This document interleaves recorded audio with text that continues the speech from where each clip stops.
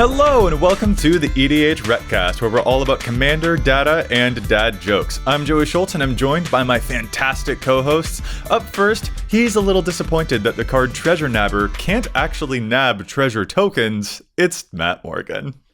So Joey, when I was in college, I took a criminology class, and one day we had a session about cannibalism. It was very weird, but it was really intriguing because they called it a Hannibal lecture. Oh no. You might say we ate it up and all the information that we got. I'm not going to mask my feelings about that class. It was very, very enlightening. I've become very bad at podcasting in this moment because I'm not vocally responding to a whole lot of stuff. I'm just over here reeling with like, dang, that's really good, but also terrifying. Trying not to hurt. I mean, your silence is very telling right now. Something fava beans. All right. Anyway, up next, he's a little miffed that the card Arrogant Outlaw is not actually an outlaw by the rules of Thunder Junction, naming all of the different things that are outlaws. That's just a little bit confusing. But anyway, it's Dana Roach. On a more serious note, there was a kidnapping at a school here in town yesterday, but luckily he woke up in a class, so it worked out okay. Kidnapping. Dang it. Oh, wow. Those jokes, Dana, I'm kind of tired of them. I think we need to stop making those. I mean, if you need to, you can just ignore it. Matt, I think that you're really sleeping on Dana's jokes over here, actually. That's kind of my eyes are wide open and awake to what he's trying to do. We're silly. I can't believe that people listen to us. It's just worse and worse every week. I feel bad for our listeners sometimes. It's very bad. For real. Okay, Matt, what are we talking about in this week's episode? So this week we're going to talk about insurance policies in EDH. I'm not talking about State Farm or Geico. I'm going to talk about protecting your board when just the various ways that you can pull that off.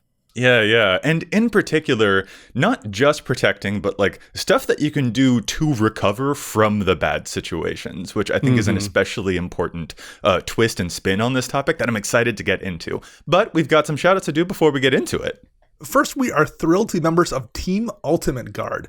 Recommending products that you actually use is very easy to do, and we all use Ultimate Guard products. We've been using them before we even joined up. Our cards are safely protected in katana sleeves, and those decks are lovingly nestled in the warm, cozy embrace of Boulder deck boxes.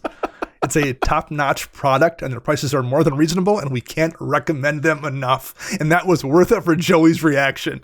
I live for Dana finding new ways to describe how tender and careful he is with his cards when using Ultimate Guard products. This is so funny to me. One thing that I'm super excited about with Ultimate Guard 2 is that starting with Bloomborough, they're going to be able to start having actual magic art on their deck boxes. So if you want a Sidewinder with actual magic art on them, Ultimate Guard is now going to be able to give that to you on the same just amazing deck boxes. So if you're already a fan of Ultimate Guard, it keeps getting better. But if you haven't checked out Ultimate Guard, there's never been a better time. They just keep getting better and better. Yeah, I'm excited for that too. Also, if you want to support the show, there are a bunch of awesome ways to do that. You can, even just liking and subscribing on the YouTube, honestly, is a huge help. Leaving a review for us, checking out any of the other amazing videos that we do on the channel. But also, if you would like to show your support, you can join our Patreon. We have a bunch of amazing perks, including a Patreon member Discord, where we get to hang out with our listeners. We've also got some like Game Finder rooms in there. There is access to our Challenge the Stats spreadsheet if you want to see all of the Challenge the Stats that we've done over the entire history of the show. There are some really, really cool perks, including the patron shoutout. And Matt, who are we shouting out on this week's episode, dude? Well, this week we're going to give a very special shout out. It's not Old Hat, but it is Sarah Oldham, or Oldham, I'm assuming. But Sarah, thank you so much for being just a new subscriber, not old, new support on Patreon. So we definitely appreciate all that. And thank you just to all of our patrons. You literally are all the reason that we can just exist right now. For real. Like every time that we get a new patron, I'm just like, this is so cool. I'm so happy that people are able to show their support in this way. And it genuinely keeps the train going. Yeah. So Sarah, thank you really so much. Dana can apologize for our dad jokes to open the episode getting worse and worse, but there's more patrons than ever, so we must be doing something right. Yeah, I suppose we must be doing something right indeed. And with that, I guess, guys, we're going to jump into our show now. Matt, you said that we're talking about EDH insurance policies. Ways to benefit from times where you've overextended, maybe, and not just protecting your board, but also like recovering from, like, there's a lot to unpack here. So start us off from the beginning. Where would you like to begin? I mean, I guess we kind of need to kind of explain what it means to overextend. Why would you even need to protect your board? Why do you need to protect anything? And it's kind of obvious. I mean, there's a reason that, we have to have insurance on our cars, for example, because sometimes accidents happen. Sometimes Joey targets something or casts a board wipe and is going to blow things up. A tornado comes along. And so having ways to protect your board and making sure that you're okay with what's going out there, it's something that just Commander players sometimes I think maybe forget about, because it's not a fun part of your deck.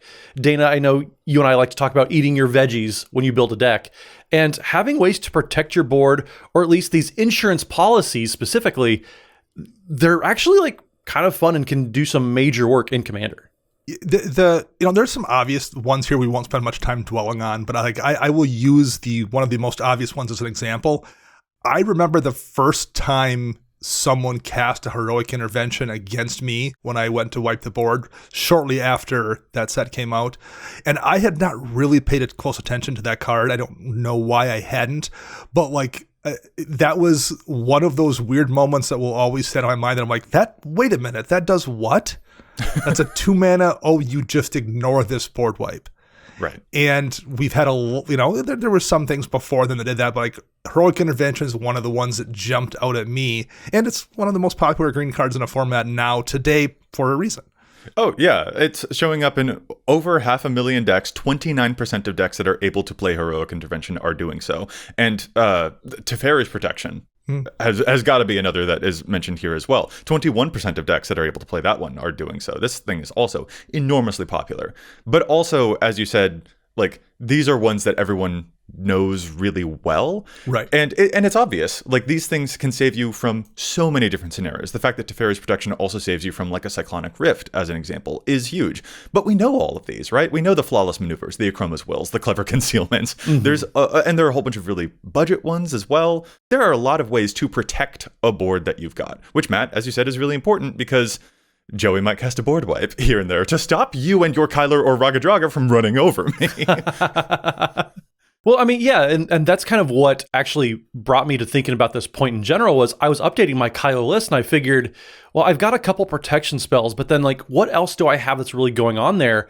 And I came across a card that I kind of just forgot about or intentionally missed, Laid to Rest. And so it's a card that doesn't get a ton of play really, but man, the more that I've looked at it, it's a card that just kind of I'm putting into decks, and maybe not Laid to Rest specifically, but this type of card. So Laid to Rest specifically, 3 and a green for an enchantment that says, whenever a human you control dies, draw a card, and whenever a creature I control with a +1/+1 counter on it dies, you gain 2 life. So this is just a way, it's not protecting the board, but it's actually making sure that even if something happens to the battlefield, if an accident happens, if Dana blows up the board and all of my humans in this Kyler deck die, I'm at least protected. I'm going to have a way to rebuild rather quickly, and it's not going to set me back a ton, kind of like how insurance policies work in real life. And so I knew that there had to be something else going on there, and just what are the types of insurance policies that we can have for our Commander decks? Yeah, exactly. Like, we don't just want to spend an episode saying, hey guys, have you heard how good Selfless Savior type cards are? And you know that counter magic can protect you from board wipes? We know those, and those are versatile, and that's why they're so popular. Yeah, those are easy. But I also like what you just said there, Matt, because there are other things that you can unlock with those things that just give you slight benefits from the fact that something did go wrong. Like, Laid to Rest is drawing you more cards, and some of those cards might be like an Eternal Witness to get you back a bunch of other humans, and then you will potentially be able to rebuild even stronger than you were before. Yep. And so that is something that is actually, to me, very interesting to play around with. It's not just that I'm keeping what I have, it's that I know that even if stuff goes wrong, I'm still going to be all right in ways that my opponents will probably still not be able to deal with, and especially not be able to deal with, like, the more I can keep this going. Yeah, and it's there's cards too. The Grim Haruspex is another really good example. The Grim Haruspex is played in almost 100,000 decks. Now, granted, it's not limited by a creature type, but I know both of you have played Grim Haruspex in your decks before, and I just feel like there's more space to really kind of flesh out what are the cards that we play like Grim Haruspex that maybe even sometimes discourage bad things from happening because I don't want to blow up the board if I know Dana's going to draw 7 cards for killing all of his stuff. Right. Yeah, and it becomes it's one of those things too that you really notice it in decks that don't have some kind of insurance policy. Like I've played decks before where particularly like on a first draft when I'm first using that deck, the deck will play just fine and then something will happen like a board wipe and you're like, oh, well, I'm done now. Right? Like for whatever reason, that was it. I shot my shot and maybe it works sometimes, but like if someone has a response and particularly aggro decks feel vulnerable to this, you're like, oh, well, I'm done. And you can fix that. So I think one of the things we want to talk about is like how you can have it so your deck doesn't play that way. Yeah, indeed. And, Grim Horror Specs, Midnight Reaper is another example of that. Like, when your creatures die, you are going to still benefit. You're going to draw cards off of those. And, these are staples of, black card draw for me. The fact that my creatures will die and I will still gain benefit from it, that's something that isn't just there to protect my board. It's something that I can manipulate. I have sacrifice outlets. But also, I feel secure with them on board. I feel like when I cast this, I'm like, this is probably one of the most important creatures I have in play, actually. Because then no matter what happens, I know that I'm not going to be done completely out of this game. But importantly, the fact that this is also a creature means that I get to continue to apply pressure to my opponents as well. And almost incentivize them to want to cast that board wipe, which in some cases is maybe the thing that I want, actually. Sometimes I do want people to play a board wipe, and I don't just want to protect my stuff. I actually do want some stuff to die, because there are other death triggers that I might get. I want more card draw because then I can find my other more important spells in this deck. And a simple protection spell wouldn't actually dig me down any deeper. Yeah, there's all sorts of different ways you can do this. I mean, Uvenwald Mysteries is another card that I absolutely love. And we're just talking about card draw right now. That we haven't even gotten into other benefits that you can get from these types of cards. I mean, one of my favorites, maybe of all time, is Whisperwood Elemental. So yes, you may be able to blow up the battlefield, but I'm going to rebuild so stinking fast due to Whisperwood Elemental being able to lay the groundwork to, not just draw all the cards to have to cast everything again, but I'm getting stuff back on the battlefield. Yeah, like one example of a card that I've had really good luck with that does this, Thrilling Encore is a really good card, 4 and a black and instant speed, and put onto the battlefield under your control all creature cards in all graveyards that were put there from the battlefield this turn. Even if it only said your creatures, that would be a really, really good card, a really good piece of protection and redundancy. But it doesn't. It takes everyone else's cards too. So I think one of the things I'd like to maybe talk about a little bit regarding this topic is the cards that work best for this, to me, feel like ones that can be used kind of modally. Mm-hmm. Heroic Intervention's one of the beauties of Heroic Intervention. It can stop someone from destroying your board or just one thing. And that's worth 2 mana a bunch of times. Deferious Protection can protect your board, but can protect you from an Alpha Strike as well. That's what's nice about a lot of these cards. They can be used. Thrilling Encore can be used to save your board, or it can be used if you have a board wipe, if you have enough mana available, you can cast that damnation and then bring everything back and have it all under your control. A lot of these cards really work well because they're kind of modal in some ways. Well, and not even that, but Thrilling Encore is a way to, it's Grave Hate. So say if Joey does a big mass reanimate type of thing, you can cast Thrilling Encore in response because Thrilling Encore is an instant. You can then steal all the things that Joey just put into his graveyard. And I think that's one reason I really like Whisperwood Elemental too, because it's able to build up your own army while it's on the battlefield. So because you're manifesting at the beginning of your end steps, you're putting 2/2s on the battlefield. Mm-hmm. But then also when things go sideways, you can sacrifice Whisperwood Elemental and then have everything manifest when all those creatures then die. And so there's all sorts of different ways just to rebuild, which is so, so important when you're trying to make sure you're not getting yourself set back. Because again, drawing cards is great, but you have to then cast all those cards that you drew, which sometimes can take a lot of time. Some that I'm also a fan of, I use Ratadrabic in my party deck, which when your legendary creatures die, it will replace them with a 2/2 version of that legend. So it's like, cool, did it even really die though? My commander feels like, all right, it's protected. It didn't. Yeah, exactly. It didn't. I've used Nightmare Shepherd here and there as well, which when your stuff dies, you can exile it from your graveyard and then make a 1/1 version of that creature, but it doesn't just apply to legends. Now, that does exile the creature, which is why I think a lot of people are more reticent to use a card like that. And that's actually something important about Ratadrabic. Ratadrabic doesn't exile the thing, so you can make the non-legendary 2/2 zombie version of it and then bring that thing back from the graveyard still later, which is like especially cool. But like, yeah, these ways of like, no, I'm going to preserve what I have. This is still in play. You did the thing, and I didn't prevent it the way that like even a Guardian of Faith would prevent it. But like, you did it, but I'm still like causing you the same amount of nuisance as I was before. And I think the fact that like all of these things can discourage your opponents from doing the board wipe is just very, very important indeed. Yeah, like this is good luck. I've got these in play. Go ahead, I dare you is kind of the thing. Like, I feel so secure with these on the field.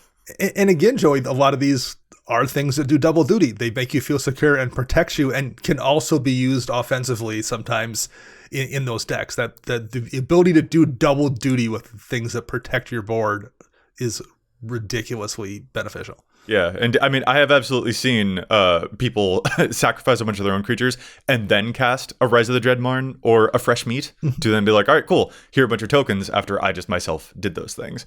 But those cards are also just really useful if someone were to wipe the board. I think the reason that like these cards don't tend to be as popular though is that like these are definitely insurance against specifically destruction, right? Which is why like, you know, the Teferi's Protection just phasing you out, like I'm insulated against both exile and mass bounce and stuff like that. Whereas like Fresh Meat or even Thrilling Encore, those are only going to reward you for the stuff that died. And so that's probably why like they're not quite as versatile. You know, Fresh Meat's only showing up in 7,600 decks. So I get that there is less versatility on these. With that said, though, when I see these cards, I feel like they are actually like, when you cast a Thrilling Encore, I think I just die on your next turn. Like I have like the times that they work, they shine, you know? So I still think that they're worth exploring. And having multiple different types of insurance policies feels important to me. I mean, it really does, because yes, being able to make sure that your board sometimes isn't blown up because you use a Teferi's Protection, sure. But yeah, cards like Thrilling Encore or Fresh Meat, that means that not only did everything get destroyed, but then you have that battlefield that is going to, again, they're going to pass the turn to you, and you have all those things that kind of have a pseudo haste type of effect. So yeah, there's a lot of different ways that you can kind of play around with these, and sometimes you're just better off because Thrilling Encore counts everything. So all creatures put into all graveyards, not just your own. So say if Dana also has a massive battlefield along with me and the board wipe is cast, it actually expanded my own battlefield, which is great. Well, and still, you know, on the subject of, you know, repopulating your board so easily, that's why I like the card Crowded Crypt so much. Because it is, you know, it's just a mana rock, but every time your stuff dies, it is slowly ticking back up. It's getting all these counters, and then later in the game, if you find yourself, you know, just SOL, if you're just like, well, I've got not a whole lot going on, but I've got this Crowded Crypt that has built up like 8 counters on it, I can just crack the crypt for a bunch of mana and get a bunch of Decayed Zombie tokens. And I can do that at instant speed on the turn right before mine, which means I'm suddenly going to attack for a whole lot more. And even just playing one card out of my hand might be able to buff all of those things up. So I get this one final strike with all of those cards. That's something that I really like about the card Mimic Vat as well. It's just like, oh, did a really important thing die? Swoop, I'm just going to tuck it right under this card, and now at any time in the future, I'll just be able to like poke that out there. Those things make me like, I feel like they don't even necessarily disincentivize an opponent from using a board wipe, but they subtly reward you when a board wipe still befalls the table anyway.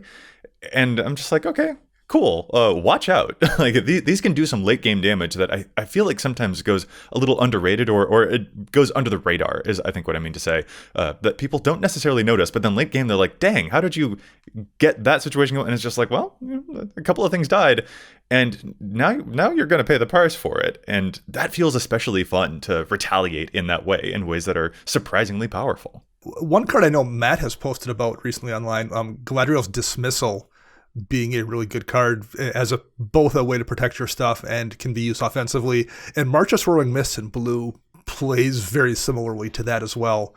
At this point in time, I have a tough time like not including one of those cards in decks that can run them, because they are so effective offensively or defensively. The ability to use those cards as a way to save your board state. And if you don't need to save your board state, well, it's not a dead card. It's a card that you can use to like remove other people's blockers or things of that nature, so you can swing in for an alpha strike. So useful. Galadriel's Dismissal is busted. Yeah, the Galadriel's Dismissal might be one of the most powerful white cards just in the format. And I, like as Dana said, I did say that online recently, and I still stand by it because it's either going to be a Teferi's Protection for your battlefield, or it's a Master Warcraft, which means target player can't block this turn. And that's such a powerful flexibility that you could just get so much mileage out of. I absolutely love Galadriel's Dismissal. Probably one of my favorite cards. Just full stop. Mm-hmm. Yeah, for real. Galadriel's Dismissal is really, really good. And it's shown up in 3% of decks that are able to play it. You know, a good 18,000 decks, nearly 19,000 potentially by the time this episode goes out. But honestly, that's probably still too low. It's an expensive card though, for sure. But like, if you can get a copy of it, it's really good. And that's the type of stat that potentially one might challenge and say it could be played in even more decks. Is this a ham-fisted way for me to segue into challenger stats? Yes. Am I still doing it? You bet I am. Galadriel's Dismissal is potentially underplayed, but so are a lot of other cards. So how about we take a quick break for some challenger stats before we get back to the rest of this episode? Well, I'll get us started this week with our listener-submitted challenge. So Dude Anonymous sent us an email, quite anonymously, and had a really good challenge that I actually like a lot. So Dude Anonymous said, I was playing a Commander game and I noticed a very fun interaction that I never would have thought of to play. One of my opponents was playing an Anim Pakal deck, and another one of my opponents put a Silent Arbiter into play. This caused Anim Pakal player to win the game because when they attacked, they still got all their 1/1s into play that were tapped and attacking, and only one creature could block. So the important text here on Anim Pakal is that whenever you attack with one or more non-gnome creatures, put a +1/+1 counter on Anim Pakal, then create X 1/1 gnome artifact creature tokens that are tapped and attacking, where X is the number of +1/+1 counters on Anim Pakal. And then Silent Arbiter is 4 mana for a 1/5 that says no more than one creature can attack each combat, and no more than one creature can block each combat. So Dude Anonymous then goes on to say, it should be challenged. I don't see Silent Arbiter on the Anim Pakal page at all because it's one of the most neat game experiences I've ever had. And this is actually just a genuinely good challenge in general. If you're the type of deck that only wants to be attacking with one creature, but then making a bunch of other creatures, there's several of these types of effects out there.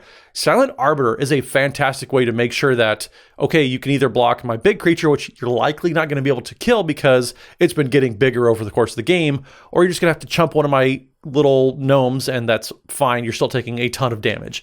I think this is a great way to discourage a bunch of blockers. Just keep up with these types of picks because, yeah, this is absolutely fantastic. You're still going to make all of your tokens. You're still going to have them attacking, and the player probably is going to take a lot of damage. This feels like a very build your own Miri Weatherlight duelist. Very much. Which, Matt, you had that as a deck for a while, and honestly, I'm kind of here for that. Like, yeah, it's a go wide deck, but you know what feels really good when you go wide? Your opponent can't block with all of their stuff. They only get one blocker. Mm-hmm. So then, yeah, make the commander huge, and then you swing in, and like all the other stuff is getting in. That sounds kind of gnarly. I'm pretty into that. That's very, very clever. And it's funny that it happened from 2 different players' decks, but you can make it happen in a single deck. So great submission, Dude Anonymous. Yep. I'll move to my challenge now here.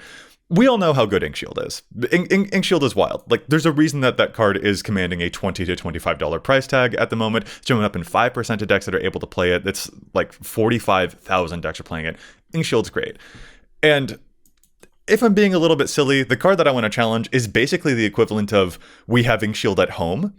That's the card Batwing Broom. But y'all, Inkshield at home is still really, really good. And I cast this card just 2 weeks ago to actually, like, I KO'd a person who was in the process of about to attack me and kill me. Like, it won me a game a couple weeks ago. Like, so folks, definitely check this one out. Batwing Broom is a 2-mana instant in Orzhov colors. It's got like hybrid symbols, but it has a specific effect if you played a white for it and a specific effect if you paid a black for it. So you get both of these effects if you have paid white-black for it. And that would be to prevent all combat damage that would be dealt this turn if you paid a white. And also, the attacking player loses 1 life for each of their attacking creatures if you paid a black for it. So 2 mana, and if someone was trying to hit you with 10 creatures, you prevent that damage and then they lose 10 life. And that's exactly how I managed to KO someone with this card just a couple weeks ago. I've got this in 2 different black-white decks. It's only showing up in 5,226 decks at the current time of recording. This card's so good. It really is, I promise, very good. And it's only like $3 compared to the 25 that an Inkshield will cost you. Inkshield at home is still really, really good. Play more Fogs. This card can win you games. People will be very surprised by it. I cannot extol the virtues of this card enough.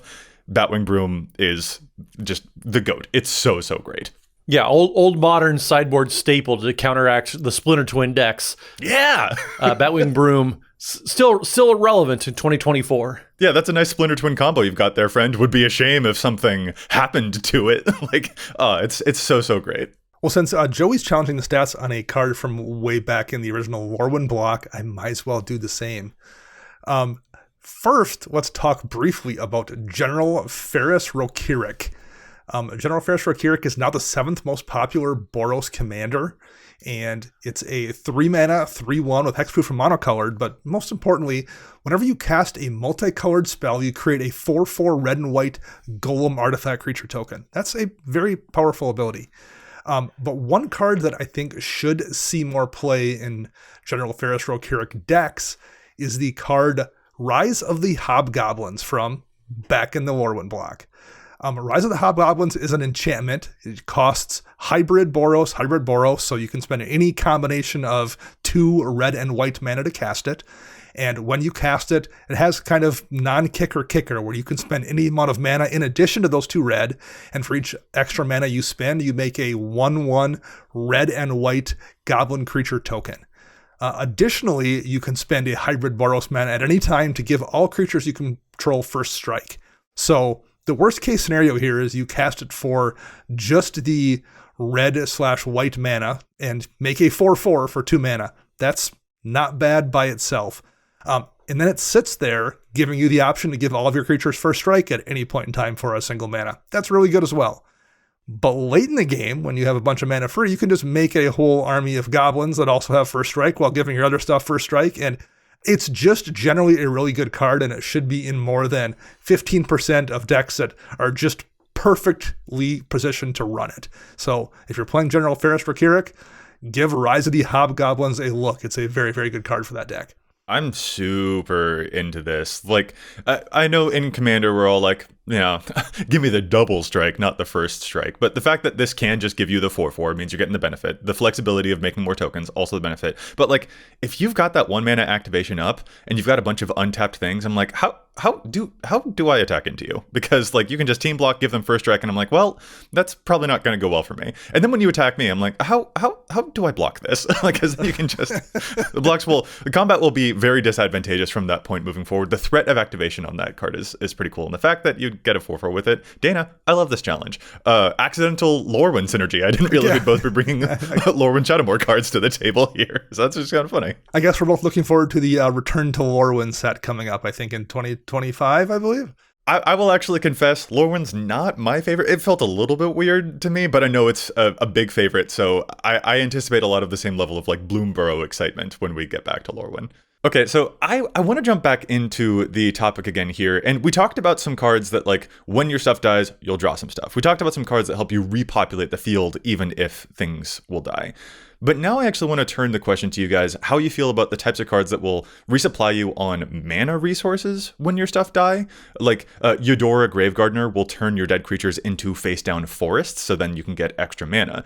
We all know Pitiless Plunderer, which can give you treasures when your stuff dies. We probably know that being famous for, like, enabling ridiculous Aristocrats combo engine stuff, but it could be used even just like in a regular pirate deck as like, cool, my stuff died, I've got a bunch of mana. And there's actually, if we're talking about insurance policies, there's even a card called Life Insurance that we should probably mention on an episode about insurance policies. A 5-mana Orzhov card that has Extort, and it says, whenever a non-token creature dies, anyone's non-token creature, you lose 1 life and create a treasure token. So these are cards that will give you mana back when stuff dies. How do you feel about those compared to repopulating the field with bodies or getting more cards into your hand? Like, Matt, would you be in favor of these, or do you have a preference among these different types of policies? I mean, it really just depends on the style of deck that I'm building. So just getting treasure tokens and losing life, to me, that's not a huge upgrade to me, at least as far as being able to rebuild. I'd rather have the cards in hand. It's fine. I don't love it, especially for the mana cost, but there are different types of ways you can punish people that I do like. Life Insurance is just a fun design in that you can easily find yourself with it in play, and like someone all of a sudden has a big board and you're like, oh, I really hope they don't get wiped right now because I'm just going to die. Sure. Which I actually think makes an interesting design. Myself, like I've ran Black Market in a couple decks that gets a counter on it whenever a creature dies, and then you add mana for each counter on it during your main phase. Revel in Riches is kind of the treasure version of that with a win condition baked into it. I tend to run those in decks that have added synergy with either the treasures in the case of Revel in Riches or the mana production in the case of Black Market. That's in a Pestilence deck of mine, so I can pump the mana into Pestilence, and that kills creatures. That puts more counters on Black Market to give me more mana for Pestilence next turn. I tend to not run those so much as insurance as I do like part of some larger scheme, but that's maybe a me thing. No, that makes sense. Yeah, I think that they're fine. Life insurance, just the life loss that you have to take yourself to get that treasure token, I don't love. I'd rather have it be a Revel in Riches type of effect where it's you're not like harming yourself by getting that advantage. Dana, Matt is so different than you and I, where he's just like, oh, I can't possibly, Nope. Me losing the life, that's ridiculous. That is still my mentality about some things. Yeah, I very much like sometimes being hoisted on your own petard with something like life insurance, where you're like, well, I flew too close to the sun and this is what happens. Like that makes for a good story sometimes as well. I am into that on occasion for sure. Dana would keep a third card from Sylvan Library if he could. Yeah, no, Absolutely. I have absolutely lost the game to my own Midnight Reaper and Undead Augur, drawing me cards off of my dead stuff. But it's a fun way to go out. Absolutely, yeah. I mean, you're speaking for yourself there. I'd rather just arrive alive, as the seatbelt commercials used to tell me. Well, so Matt, since you're not a fan of stuff that makes you yourself lose life to get those emergency benefits, what are you a fan of in those cases instead? Oh, I'm a fan of a lot of things, but instead of just getting a little bit of mana benefits here and there, I'd rather hit my opponent's back. And so, Joey, I know a card that you absolutely love is Zulaport Cutthroat. Mm-hmm. This is the type of card I very much would rather put in instead of getting a little bit of mana back. Zulaport Cutthroat, whenever Zulaport Cutthroat or another creature you control dies, each opponent loses 1 life and you gain a life. Those types of effects where you're hitting and dealing out damage as a way to actively discourage people. My version is just Omnath, Locus of Rage, where whenever my elementals die, I'm dealing 3 damage to any target. Sometimes you might have a big enough board state where actively okay, this has to be answered, but your opponents can't do anything about it because blowing up the board would then result in you blowing up their face, and then you're knocking them out of the game. Yeah. And so you know that I love my onboard effects. These are the types of onboard threats that I love building around because instead of, okay, I have to rebuild now, it actively discourages your opponents from putting you in that situation where you have to rebuild. Dude, I live for these. I mean, I have a Sir Conrad deck. This is exactly what Sir Conrad does. Like, when there's a Sir Conrad in play, it feels like no one can cast a board wipe because of how much damage you'll deal off of every single death trigger. The Blood Artists, the Vein Ripper is a new one, dealing 2 damage per thing that dies. Massacre Worm is just going to affect your opponents, but it's that damage effect lingers around for a while, and it is very and these are the cases where I'm like, I don't want to cast any of those protective spells. If anything, I'm digging for a board wipe of my own to cause these things to happen, which is part of the flexibility of them that I love so much, is how offensive sometimes these insurance policies can become for you. So Matt, you and I are in huge agreement about these. I don't just need to get my own benefit. I can actually, if you blow up the field, you'll blow up too. I love that philosophy, dude. That's absolutely great. Yeah, I mean, Stalking Vengeance is a mainstay in my Vivictus Asmati deck.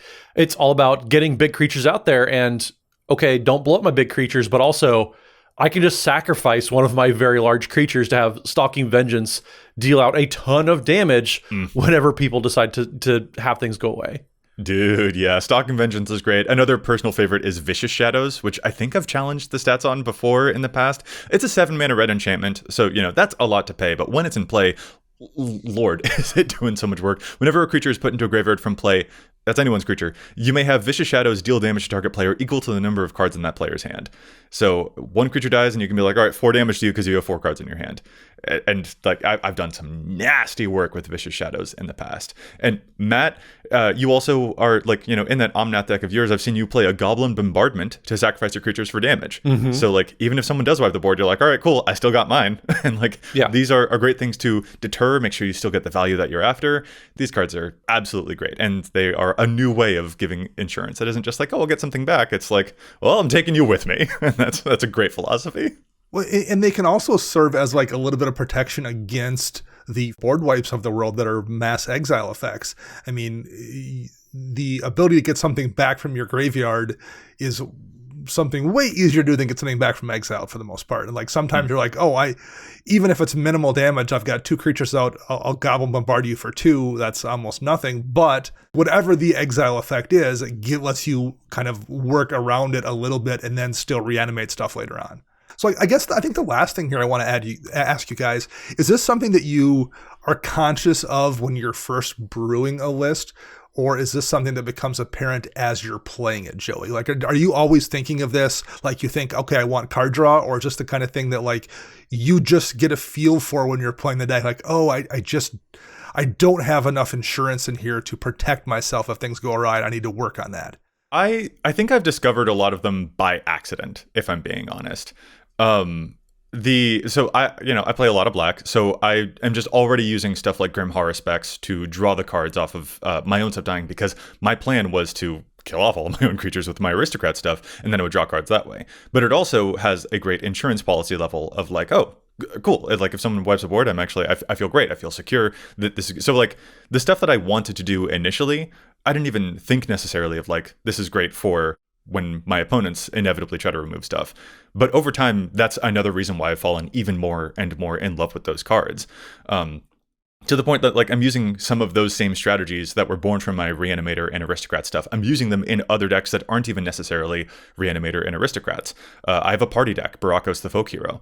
And in that deck, I'm using Grim Horror Specs because it's an on-type creature, but it also will give me insurance for a strategy that commits a lot of creatures to the battlefield. So I need to have some of that in insurance in there. I play a lot of Reanimator stuff. I love playing stuff that gets things back out of the graveyard. And some of those same elements I've now put into that same Barakos deck as well, because reanimation can also be another form of insurance policy. I use it for nefarious means, trying to cheat stuff into play, but sometimes it actually is just a way of like getting back the stuff that you had lost as well. So I think a lot of these things I've actually just discovered by accident because they were doing things that I wanted to already. But now that I've lived with those in just like a regular aggro deck for so long, I'm like, dang, I want to have a lot of different versions of these things. I don't just want to protect. I also want to have more of these things that can pay off in other small benefits. So even if I accidentally wound my way into them, I love where I'm at, and I'm glad that I have them. Yeah, I'm kind of with you, Joey. I think this is the kind of thing I tend to kind of find accidentally, or at the very least find as I'm playing, and like repeatedly notice that this deck just has a tough time dealing with like speed bumps in the road in terms of board wipes or whatever. So then I have to work on it a little bit. How about you, Matt? Is this something that you like just feel, or are you very conscious of it when you build a deck? So I'm not really conscious of that in the first build and the first few iterations, but it does come to mind. It's something that I definitely want to look for as I'm getting through. And I think I kind of stick with the vegetables of protection. I have the basics in there, whether it's a few counter spells, whether it's flawless maneuver, but then as I start to get a feel for the deck and I really get things fleshed out, that's when I'm going to start putting in cards like Laid to Rest as I kind of dig into it more, trying to find the synergies, and I find what are some of those insurance policies that I can really have fun with. And sometimes, depending on the deck, with what I'm trying to do, cards like Stalking Vengeance, that might be just right exactly what I'm trying to do with it anyways, because I want to sacrifice big creatures. I need payoffs for sacrificing those big creatures. So again, it's depends on the deck type of situation, but then most of the time in general, it comes early in the process, but it's not in the initial pile of 100 cards that I first shuffle up either. Yeah, I can see that making sense. I think there's also, I don't know if this is necessarily a complicating factor, but there are certain deck types that we can play that potentially reduce in our brains the like feel of the necessity for some of these insurance policies. Like Matt, you play a whole lot of green, and green is famous for the Guardian projects, the Great Henges, the Elemental Bonds. Like every creature that you play often tends to you'll get more stuff back. You can draw a lot off of those creatures. So even if they all die, you've kind of already got your value. So it doesn't necessarily feel all the time like you need to 100% protect what's in board, because you never necessarily feel overextended. You never actually feel that like if a single board wipe happens, you are completely out of the game when those cards have already given you the value that they need and you've already got a replacement in hand, which is an interesting thing to note about certain ways that decks that we play can already come with the value that you need. And so that I think it's still important to be aware of, like, definitely have some of these insurance policies, but there are certain facets that can impact your desire for them, and that's just something to be conscious of, because you don't want to only have the draw stuff and then forget to pack any backups. And that's the big thing is it's easy to keep in mind the draw effects. It's easy to keep in the very specific ones, the kind of the level ones, but then you want to make sure you are looking for, okay, what are the fun one or the fun type of cards that I can include? What do I want? A Whisperwood Elemental. I'm playing a lot of colorless creatures already, and maybe like you're building one of the new 5-color Eldrazi. You just need something to protect your Eldrazi battlefield that you have going on there. Well, the Whisperwood Elemental is going to slot in right there because it's manifesting, it's making colorless creatures. And then you're just going to have those get so much bigger with all these Modern Horizons 3 Eldrazi support cards. Whisperwood probably is worth a pass, but that's not one that's going to come to mind immediately. And so, again, it's just going to come with getting a good feel for the deck, getting a good feel for what is it weak to, and then what is an insurance policy that I need to customize, much like State Farm does, for my own given deck. Is that a new sponsor? Yeah. If State Farm wants to sponsor the EDHRECast, it's a long shot, but I'm not going to hate it. It would probably be a step up from Patrick Mahomes. I would say that they could upgrade to us. I think that we'll talk to him about that. Listen, if Jake with State Farm is out there listening right now, come on the show. If you play Magic, it'd be a good time. Wow. I think the customization thing, Matt, you make a good point too. Like, depending on how you are going to do this is going to depend on how some other factors in your deck. Like if you're leaning heavily, if you're playing, a Azorius deck and you've got Galadriel's Dismissal in there and March of Swirling Mist and your Teferi's Protection and like the responsive things to dodge board wipes and like keep your stuff safe, well, that means you're leaving mana up every turn. So like maybe you want to make sure that your deck has instant speed draw spells or things like War Room on a land to draw cards. Like, so you have, if you are playing it safe and leaving mana up for those options, you're not just wasting the mana. You have something that you can dump it into too if you don't have to use them. Very wise. Yeah, well, and it's a reason that, again, Stalking Vengeance is in my Vivictus Asmati deck versus Goblin Bombardment. Goblin Bombardment is great if you're going wide, but this deck doesn't really go wide. I'm getting one big creature out of turn, and if you answer it, I want to maximize that. I want to deal more than just 1 damage for my 7-drop creature that I put into play, and that's why I had to shift over from Goblin Bombardment into Stalking Vengeance. There's also, I think, a lot to be said for like when you are customizing them in this way and you're finding those things, like Dana, you just mentioned, are just like, oh, this affects my play patterns as well. I think it doesn't just affect your play patterns. I think a lot of people know how good the flawless maneuvers are. They know how good the Teferi's Protections are, and they prepare for them in very specific ways as a result of that. They anticipate that, like, all right, they might have something to protect their board. Let me make sure when I cast my board wipe, I'm following up with this, or I'm casting my board wipe in this specific way. Like, I know the threat that they're going to be. But you know what I'm not prepared for? I'm not prepared for a Thrilling Encore. Sure. Like, Thrilling Encore might be less versatile, sure. But it also is really, really good when it does, like when those stars align. I again think that you probably just win. And I think that people are like so much less used to seeing those types of cards that they will be a lot less prepared for that than the usual protection fare. And that strikes me as another important thing to do when you are customizing them here. You might actually be able to throw some people off because they're not used to seeing those things. So I'm not saying Thrilling Encore is better than Teferi's Protection. That would be ridiculous. But it is the kind of thing that I will, like, my opponents probably have a less easy time being like, what now? Like, because it is a little unusual and it is still really powerful in those moments. So there's that unpredictability feeling that I think is important for these when you are customizing those policies. Okay, so with all that said, we talked a lot about some of our favorite insurance policy type of cards, why we like them, where we're going to play them. But listeners, we want to hear from you. So let us know in the comments what your favorite cards are that you like to play that are going to protect your battlefield. Are you going to make sure that if something bad does happen, you're at least going to be able to rebuild. You're going to get rewarded in some way for that. So let us know in the comments because we definitely appreciate all of that as well. Mm-hmm. Protect those investments. Let us know how you keep yourself safe from overextending and from when Dana plays those nasty board wipes. Dana, how could you? Matt, why is he trying to kill our stuff? That's ridiculous. It's very rude of him, I agree. But it's something we're going to take advantage of. I appreciate you casting all those creatures for me to bring back with throwing Encore. There it is. Yeah. All right. But yeah, with that, I think we're going to call this episode to a close. So guys, if our listeners want to get in touch with us, where is it that they can find us online? Matt? You can find me on pretty much any social media platform at Mathimus55. That's MATHIMUS55. And don't forget, we are proud members of Team Ultimate Guard. So if you need some of the best deck boxes out there to protect your valuable cards, kind of an insurance policy that comes for the hardware for the physical cards. Kind of weird how that ties in. And again, starting in Bloomborough, you get actually licensed magic art on them. Check out Ultimate Guard for the best deck boxes and best sleeves out there. And Dana, how about you? You can find me on social media at Dana Roach. I'm writing articles for EDHREC and Commander's Herald. And you can find all of us together at patreon.com/EDHRECast. And I'm Joey Schultz. You can find me everywhere online at Joseph M. Schultz. And if you want to find the cast, you can find us at EDHRECast everywhere online. Plus, if you want to get in contact with us, maybe send us a Challenge the Stats email, you can get a hold of us at EDHRECast@gmail.com. Listeners, we'll be back at you next week with more data and insights. But until then, remember, EDH wreck your deck before you wreck your deck.